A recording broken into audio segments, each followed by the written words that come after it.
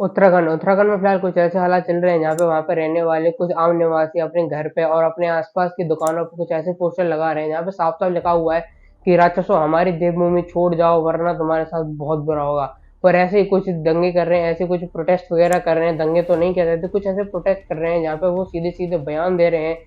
और कुछ किसी पर्टिकुलर रिलीजन से ये कह रहे हैं कि कृपया कर हमारी देवभूमि यानी हमारा उत्तराखंड छोड़ के चले जाओ वरना आपके साथ काफी ज्यादा बुरा हो सकता है। अब कई सारे पॉलिटिक्स इसको एक रिलीजन वे में देख रहे हैं कि ये रिलीजनल हेट है और किसी विशेष समुदाय को टारगेट करके ये सारी चीजें बोली जा रही हैं और उन पे हेट्रेड दिखाई जा रही है, जिसकी वजह से काफी ज्यादा पॉलिटिकल भड़के हुए हैं और काफी ज्यादा अपने बयानबाजी कर रहे हैं। पर आखिर ये सारी चीजें आखिर हुई क्यों है ये शुरुआत से जान लेते हैं। तो ये बात शुरू होती है कुछ समय पहले जहाँ पर एक कुछ विशेष समुदाय के लोग एक 14 साल के बच्ची को किडनैप कर लेते हैं। पर आखिर कैसे? तो उस 14 साल की बच्ची को सबसे पहले रिलेशन में लाया जाता है, उससे शादी के बहाने दिए जाते हैं, उसके शादी के वादे किए जाते हैं कि मैं तुझसे शादी कर लूंगा, पर उसको बाद में किडनैप कर लिया जाता है बहला फुसलाकर और उसका माइंड वॉश करके उसको किडनैप कर लिया जाता है। और उसके बाद या कई सारी ऐसी खबर भी आई है उसका रेप भी किया जाता है। जिसके बाद जब ये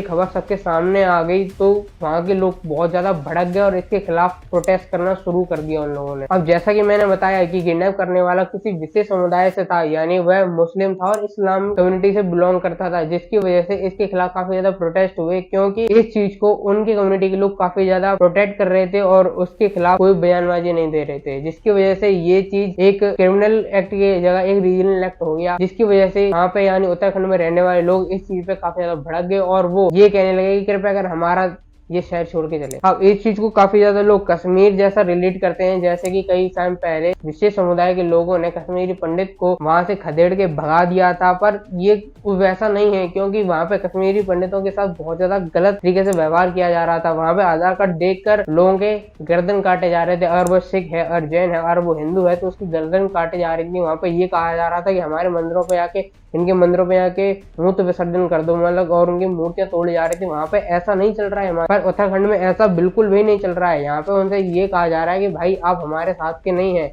इसको छोड़ के चले जाओ। और ये कई हद तक ये रीजनल एक्ट नहीं है और ये असली में ये लोग सिर्फ इसीलिए कह रहे हैं क्योंकि ये लोग जो यहाँ पर रह रहे हैं वो गैर कानूनी तरीके से रह रहे हैं। जी हाँ, आपको मालूम होगा कि कुछ समय पहले उत्तराखंड में ऐसे हालात पहले भी बने थे जब कुछ विशेष समुदाय के लोग हड़ताल पे बैठ गए थे, प्रोटेस्ट करने लगे थे कि उनके घर छीने जा रहे हैं, रेल की पटरी में जा रहे हैं। तो वो गलत पर्पज के लिए नहीं जा रहे थे, असल में वो लोग मोस्ट ऑफ द लोग रोहिंग्या थे, रेफ्यूजीज थे और उनकी जो जमीन पे वो लोग रह रहे थे वो खुद की जमीन नहीं थी, वो कब्जा कर अवैध तरीके से कब्जा कर वहां पर रह रहे थे और उन्होंने सरकारी जमीन पे अपनी झोपड़पट्टी बांध रखी थी, जिसकी वजह से उनकी पॉपुलेशन, और जब उनकी पॉपुलेशन इतनी ज्यादा बढ़ गई तो उन्होंने और ज्यादा कब्जा कर लिया, जिसकी वजह से उनकी सारी प्रॉपर्टी जो कि सरकार के नाम पे थी वो अवैध तरीके से इन लोगों के पास आ गई। और फिलहाल उत्तराखंड में जो अभी प्रोटेस्ट हो रहे हैं वो इसी मुद्दे पे हो रहे हैं कि जो दुकानें, जो घर है वो उनके असल में है ही नहीं है, वो किसी और के नाम पर रजिस्टर हैं और ये अवैध तरीके से वहां पर रह रहे हैं और ये वहां से निकलना, उत्तराखंड के हिंदूज हैं वो मुसलमान को इसीलिए यहाँ से निकलवाना चाहते हैं क्योंकि वो अवैध तरीके से रह रहे हैं और वे मतलब में सरकार का फायदा उठा रहे हैं। हाँ, बस बात यह है कि अब लोग कहेंगे कि इतने समय से क्या चुप थे, इतने समय से अब पता चला है कि हाँ तुम्हारे यहाँ पे ऐसे लोग भी रहते हैं। तो ये बात सच है कि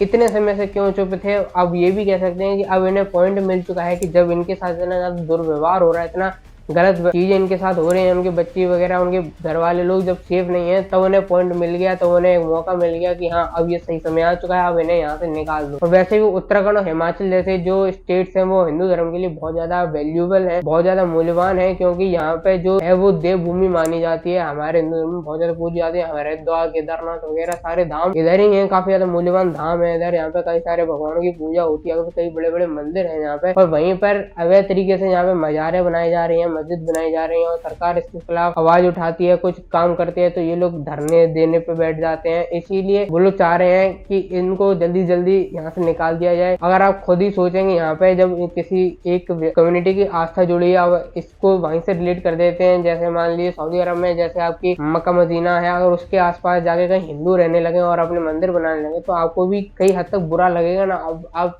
इस चीज को यहाँ पे रिलेट करके देखें, अगर आपके हरिद्वार के यहाँ पे मंदिर बने हुए हैं उसके आसपास मजार बनने लगेंगे तो किसको बुरा नहीं लगेगा, जो उसको बुरा लगेगा जिसकी वो मंदिर है। और इतना ही नहीं, यहाँ पे मुसलमान या फिर कहें इस्लामिक कम्युनिटी इतनी तेजी से बढ़ रही है और अवैध तरीके से बढ़ रही है। सबसे बड़ी बात यह है, अवैध तरीके से बढ़ रही है। जितने भी यहाँ पे घर, मजार, मस्जिद वगैरह बनी हुई है वो अवैध तरीके से बनी हुई है और किसी का वहाँ पर रजिस्ट्रेशन नहीं है, क्योंकि उत्तराखंड में और पहाड़ी इलाकों में ये रूल है, जो पहाड़ी इंसान वहाँ पे जो जन्म लिया हुआ है वही वहाँ पे जमीन ले सकता है, कोई बाहर का आगे जमीन नहीं ले सकता। इवन मैं भी उत्तराखंड में जाके जमीन नहीं ले सकता। इस्लामिक कम्युनिटी के लोग जो वहाँ के थे ही नहीं, वहाँ पर आकर उन लोगों ने अपनी जमीनें कैसे बना ली, इलीगली रह रहे हैं ना, इसका मतलब। इसीलिए वहां पर फिलहाल प्रोटेस्ट हो रहे हैं, पर कुछ पॉलिटिशियन इसको रीजनल वे में ले रहे हैं। मेन उनका ये है कि कैसे भी करके दंगे भड़काएं, इसको रीजनल वे में लेकर आए और नफरत फैलाएं, पर इसको नफरत वे में नहीं। अब इस वीडियो को आप रिलीजन वे में मत देना, किसी को हेट देने के लिए ये वीडियो बिल्कुल भी नहीं थी। हाँ, मैंने इस्लामिक लोगों का नाम लिया है, इस्लामिक कम्युनिटी का नाम लिया है, क्योंकि वहाँ पे मेनली इस्लामिक कम्युनिटी ऐसे सारे काम कर रही है, अवैध तरीके से रह रही है। मेरा मेन मुद्दा इस वीडियो को बनाने का ये था कि अवैध तरीके से वहाँ पे रह रहे हैं, अवैध तरीके से वहाँ पे मस्जिद मजार बनाई जा रही हैं जो कि इलीगल है। इस चीज को बताने के लिए मैंने ये वीडियो बनाई है, किसी को हेट देने के लिए बिल्कुल भी नहीं बनाई है, इसीलिए प्लीज हेट ना दे। और बाकी आपको ये वीडियो कैसे लगी मुझे कमेंट सेक्शन में जरूर बताना। अगर ये वीडियो अच्छी लगी तो इस वीडियो को लाइक और चैनल को सब्सक्राइब जरूर करना। मिलते हैं ऐसे एक और वीडियो में, तब तक